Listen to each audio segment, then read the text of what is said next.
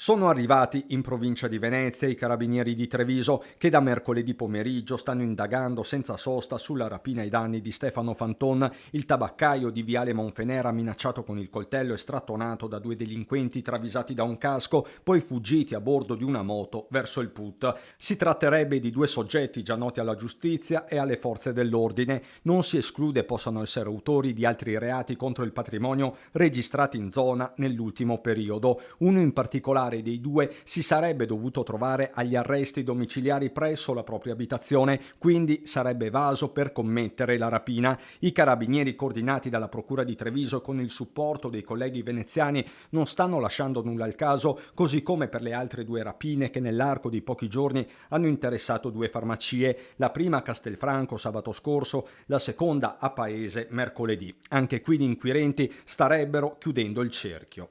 Io so che abbiamo una realtà come quella dei carabinieri sia a Castelfranco che in provincia di Treviso che non consente a queste persone di farla franca. Credo che ci sia un'attività in corso e che porterà sicuramente, a mio modo di vedere, l'individuazione dei responsabili. A setaccio le telecamere della Castellana, nella città del Giorgione in particolare. Il percorso investigativo a Castelfranco può essere agevolato dal sistema di videosorveglianza che oggi conta già 100 telecamere.